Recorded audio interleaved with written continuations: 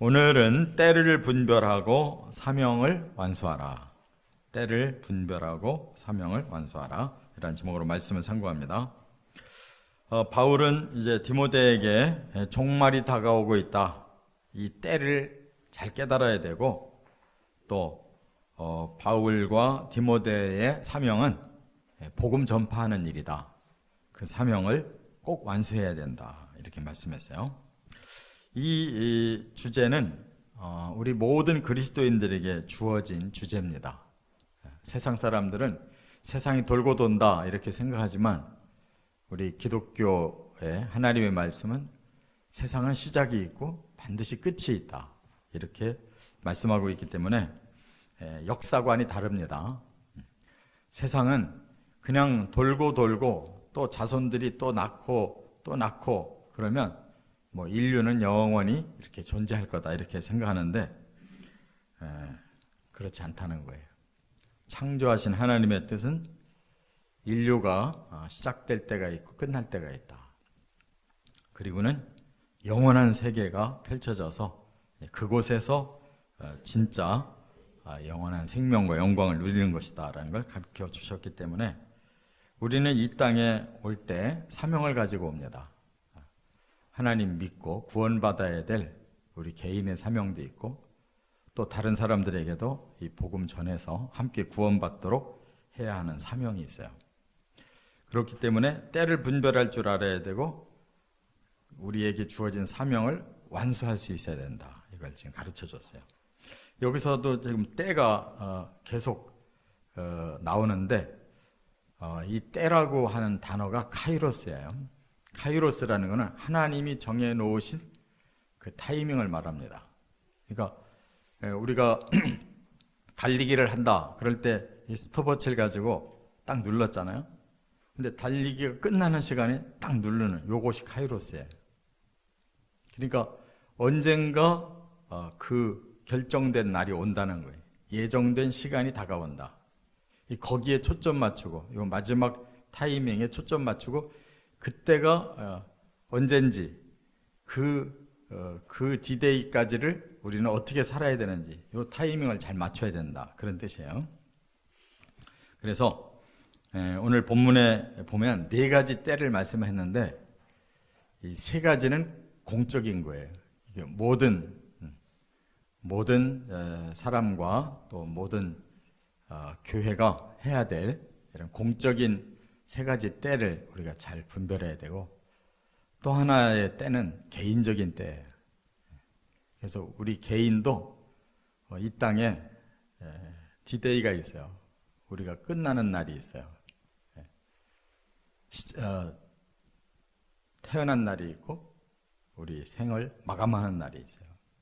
이거에 무지하면 안 돼요. 역사의 때와 개인의 때가 반드시 두 종류가 있어요. 그래서 오늘은 역사의 때 세 종류를 말씀 나누고 내일이 아니고 다음 시간에 개인의 때에 대한 말씀을 상고합니다. 이 역사적인 세 가지 때 이거를 잘 분별하고 사명 감당하라 했는데 첫째는 이제 2절부터 먼저 상고하면 말씀을 전파할 때를 놓치지 말라 이렇게 말씀한 거예요. 이 때가 말하자면 기회로 여기서 말씀한 거예요. 때. 정해진 때 말씀은 기회가 있다는 거예요. 말씀은 전할 수 있는 기회가 있고 기회가 지나갈 수가 있다는 거예요. 지나가면 못하는 거예요. 기회가 주어져 있는 동안만 전파가 가능한 거예요. 근데 여기에서 2절에 조금 우리가 번역을 좀 더 정확하게 해야 이것이 두드러지게 나오는데 조금 애매하게 써놨어요. 너는 말씀을 전파하라. 때를 얻든지 못 얻든지 항상 힘쓰라. 그랬거든요. 그럼 이렇게 우리가 읽으면 때를 얻을 때도 전파하고 못 얻을 때도 전파하라.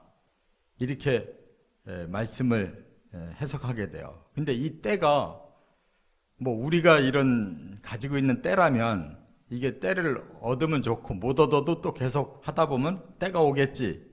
이런 의미로 해석되잖아요. 그 때가 아니에요. 이 때는 디데이, 예정된 그 마지막 시간이 오기 전에는 기회가 있는 거고, 그게 와버리면 기회는 없는 거예요.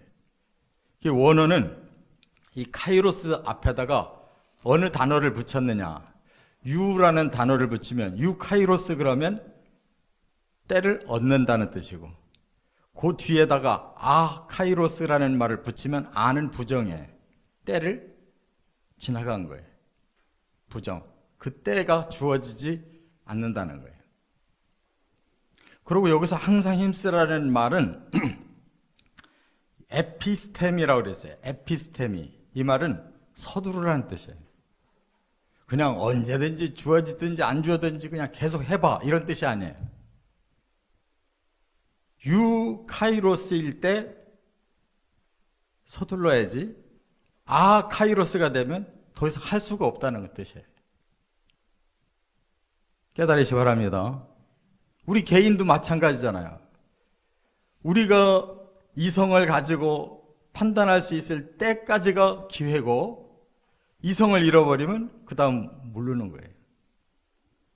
치매가 심하게 걸려가지고 도저히 우리의 이성이 판단할 수가 없을 때가 되면 살아있어도 헛일이에요. 복음을 이해할 수가 없으면. 이것이 때라는 거예요. 역사도 그러한 때가 오고 우리 개인도 그러한 때가 오는 거예요. 기회가 주어졌을 때 그걸 서둘러서 이루어야지. 카이로스, 기회가 끝났는데 기회가 아닌 때에는 안 되는 거예요. 그렇기 때문에 사람은 때가 중요한 거라. 얻을 때도 있고 못 얻을 때도 있고, 이런 우리 일상을 말하는 때가 아니에요. 지금은 이 단어가 예정된 그 마지막 시각을 말하는 거예요. 그 안에 해결돼야지. 그 뒤로 넘어가면 더 이상 시간이 없는 거예요. 깨달아야 될 줄 믿습니다.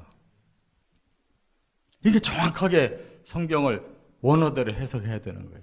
적당히 우리 상황으로 적당히 해석하고 넘어가면 그거는 일반적인 말씀이 되는 거고, 일반적으로야 그렇게 권할 수 있죠. 오늘 안 되면 또 내일도 있고 또 다음에 또 기회가 오겠지. 이건 우리들의 일반적인 얘기인데, 성경의 지금 얘기는 그게 아니란 말이에요. 카이로스를 말하고 있단 말이에요.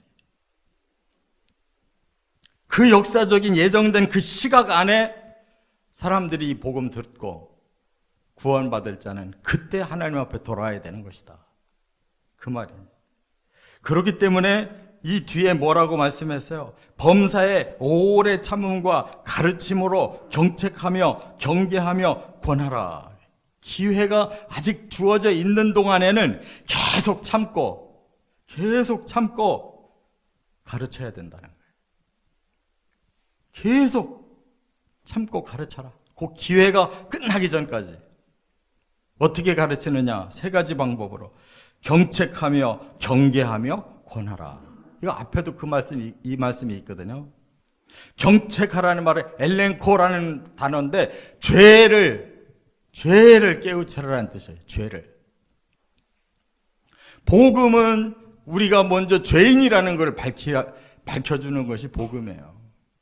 그냥 예수 믿고 복 받아, 너 지금 아프니까 병나서 일이 안 되니까 한번 예수 믿고 풀어봐, 이런 뜻이 아니에요. 예수 믿는 일은 내 죄를 해결해야 되는 상황인 거예요. 이게 복음인 줄 믿으시 바랍니다. 사람들에게 우리가 죄인이다, 이대로 가면 멸망이다, 죄를 깨달아라 라고 경책해야 된다는 거예요. 그 다음에 경계라는 말은 에피티마오예요. 이걸 엄하게 말해야 된다는 거예요. 죽느냐 사느냐, 멸망이냐 영생이냐를 똑바로 가르쳐 주라는 거예요. 그냥 적당히 얼버무려 말해가지고 좋게 그냥 말은 했는데 하나도 경계가 되지 않는다면 그건 구원이 없는 거예요. 그래서 바로 죄를 깨닫게 하고 바로 하나님의 심판이 그 뒤에 있다는 사실을 분명하게 경고해주고 그리고 권하라고 그랬어요. 이 권하라는 말이 바로 파라칼레오예요. 잘 설득해라. 계속 설득해라. 우리가 사랑하니까 설득해야지. 뭐 한번 툭 던져놓고 그냥 네가 알아서 해 그러면은 뭐 더 이상 설득이 필요 없지만 우리가 사랑하는 사람을 앞에 놓고 어떻게 한 번만으로 끝나냐. 그러니까 계속 설득해야 되는 거예요. 이것이 말씀을 전할 때를 놓치지 않고 사는 방법이란 말이에요. 두 번째, 3절부터 5절에는 말씀을 거부하는 때가 온다 그랬어요. 이게 이제 카이로스예요. 더 이상 그 시간이 지금 지나가고 없다는 거예요. 그러면 그때는 어떤 때냐? 여기 보니까 사람이 바른 교훈을 받지 아니하며 그랬어요. 집단적으로 사람들은 이제 거부한다는 거예요. 복음 안 받아들인대요. 여기 받지 아니하며라는 이 말도 그냥 우리가 소극적으로 그냥 지들이 받고 싶으면 받고 받기 싫으면 말고 하는 그 선택으로 여기 말하고 있는 것 같은데 아니에요. 지탱할 수가 없다는 뜻이에요. 말씀을 가졌던 사람도 그거를 지탱을 못한다는 거예요. 때가 되면 확 세상이 뒤집어져 가지고 이 말씀 고수하고 살 상황이 아니라는 거예요. 그냥 바로 내버리지. 지탱을 못한다는 뜻이에요. 바른 교훈을 계속 붙잡고 갈 수가 없다는 거예요. 왜 그러냐? 사람들의 마음이 싹 뒤집어졌어요. 어떻게? 여기 보니까 여기 4절에 뭐라고 그랬어요? 3절에 뭐라고 그랬어요? 귀가 가려워서 자기의 사욕을 따를 스승을 많이 두고 그랬어요. 귀가 가렵대요. 왜? 이제 복음을 듣기는 이제 싫고 딴 소리를 듣고 싶은 거예요. 뭐라고? 내 사욕을 채우라고 이렇게 우리의 마음에 그냥 사탄이 아주 솔깃하게 하는 그 말에 사람들이 귀를 기울이기 시작한다는 거예요. 그래서 그런 사욕을 따를 스승을 많이 둔다. 그러니까 설교를 해도 바르게 설교하는 사람은 듣기 싫은 거예요. 뭐 복을 준다, 뭐 병이 낫는다, 뭐가 어떻다라고 하면 우선 당장 내가 그게 필요한 거예요. 그리고 죄를 책망하지 않고 자꾸 딴소리 하면 편안한 거예요. 지성적인 설교하면 머리로만 살짝 건드려주니까 아무 부담이 없는 거예요. 뭔가 새롭고 좋은 얘기 들은 것 같은 거예요. 오늘 참 좋은 얘기 많이 들었다. 그게 사욕이라는 거예요. 바로 이 사욕이라는 이 에피디미아라는 말이 우리의 욕망을 말하는 거예요. 인간의 죄성을 말하는 거란 말이에요. 그러니까 죄를 적당히 자꾸 저지르고 싶은 이 욕망을 채워주는 거예요. 너무 죄를 지적하면 사람이 부담스러우니까 그런 걸 살짝 피해서 다른 면으로 얼마든지 진행할 수 있도록 그렇게 만들어주는 거예요. 그러면 그런 곳에는 사람들이 미어 터지게 모이는 거라고. 왜 초대교회 때 사도들이 복음 전하다가 왜 맞고 왜 감옥 들어가고 왜 순교했느냐면 바로 이런 것을 그들이 타협하지 않았기 때문에 그런 거예요. 그 시대나 지금 시대나 사람의 욕망은 똑같은 거예요. 거기 욕망에 초점 맞춰주면 과거나 지금의 인기는 얼마든지 얻을 수 있는 거예요. 근데 계속 그렇게 나가면 영혼들이 병들고 잠자고 죽는 거예요. 하나님의 말씀만큼은 진리가 계속 선포돼야만 바로 하나님 말씀이다. 그걸 깨달아야 될 줄 믿습니다. 욕망에다가 목적을 두고 계속 가르쳐주면 그것이 사람의 마음에 들어와서 여전히 죄짓고 여전히 자기들의 귀에 듣고 싶은 말만 듣기 때문에 더 이상 진리는 필요가 없는 거예요. 나는 이렇게 만족하게 사는데 뭐가 그렇게 진리가 필요하냐.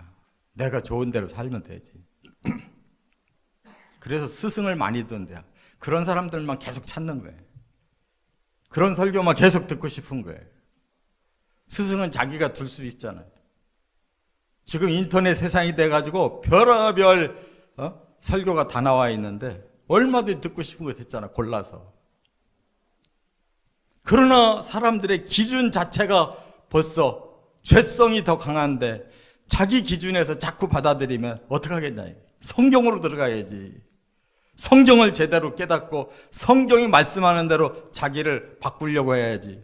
자기의 입장에서 성경을 풀어주는 걸 자꾸 받아들이면 결국 우리는 이 카이로스가 지나간 때를 맞이하는 것이다. 그 말이에요. 개인의 카이로스가 지나가 버린 거예요. 그렇게 되면 어떤 걸 원하느냐. 여기서 보니까 진리에서 돌이켜 허탄한 이야기를 한다는 거예요. 진리에서 돌이킨대요. 진리를 전하지 않고 허탄한 이야기를 자꾸 얘기한다는 거예요. 이 허탄이라는 말이 뭐야? 미도스라고 그러는데 거짓말이라는 뜻이에요. 신화라는 뜻이에요. 우리가 뭐 단군 할아버지가 어쩌저쩌고 하는 거 신화라고 그러죠. 왜? 그거는 역사적인 사실을 말한 게 아니라 많이 꾸며내서 얘기한 거예요. 그래서 하늘에서 내려와가지고 그분이 뭐 곰과 호랑이와 뭐 이렇게 나가잖아요.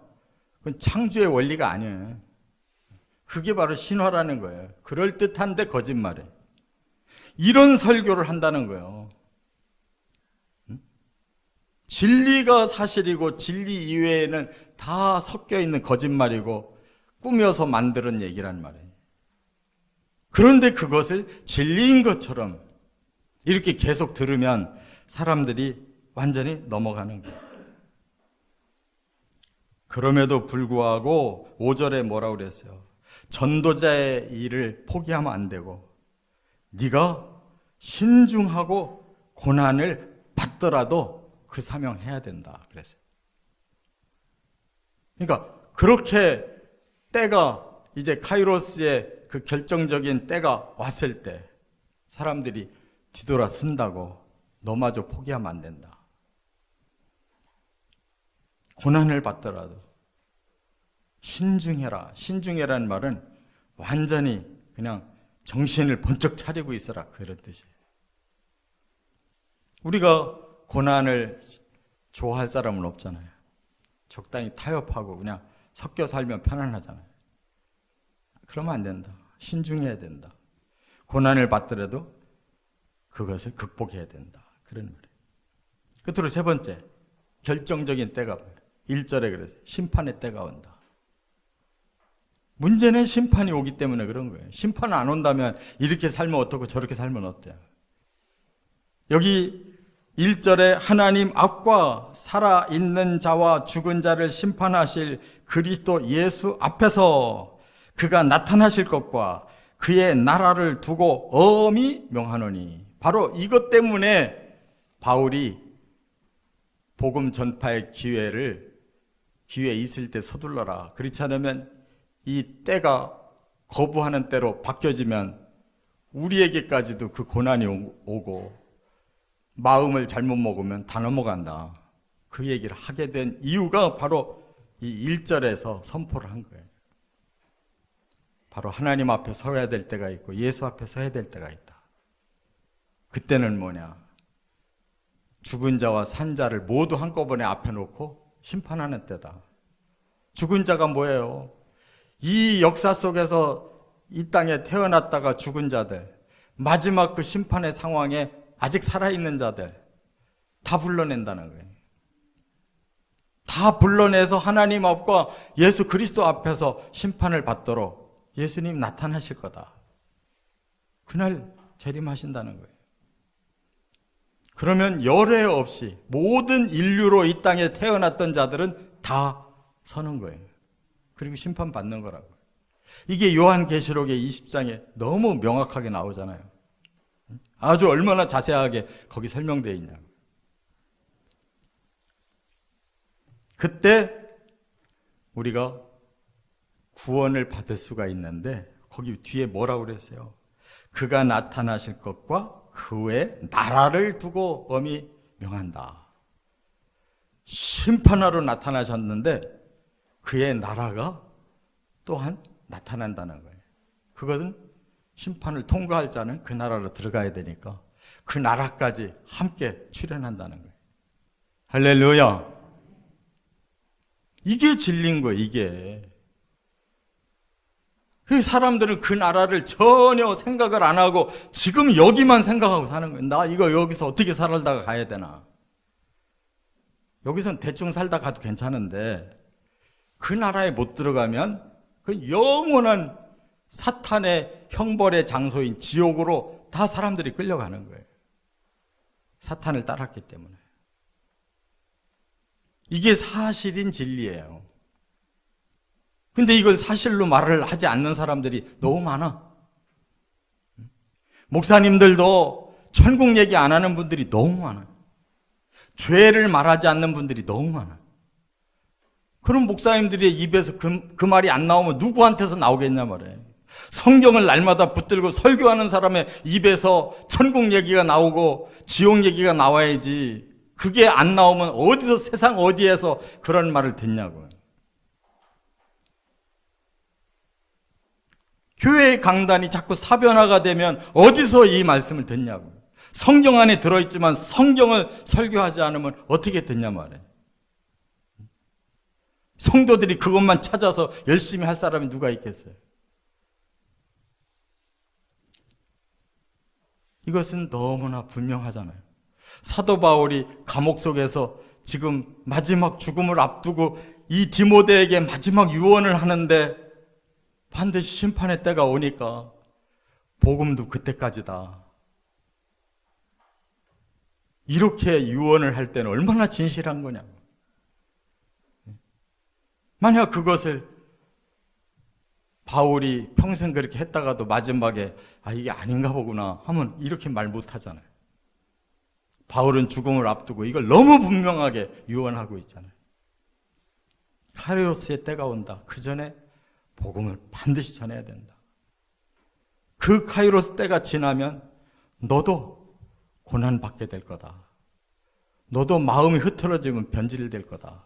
신중하게 고난받아라 라고 말하고 있잖아요.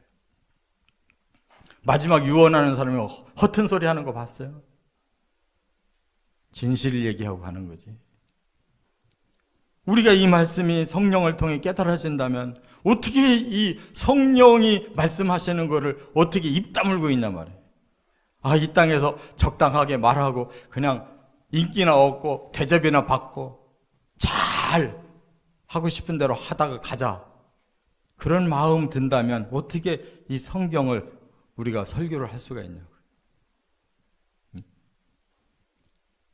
하나님 말씀을 전한다는 사람들이 이 권력 저 권력, 이 명예 저 명예, 이 쾌락 저 쾌락, 이 물질 저 물질을 다 붙잡고 겸사겸사 하나님 말씀 전하고 천국 가고 싶다면 과연 거기서 이런 말씀이 전해지겠냐고.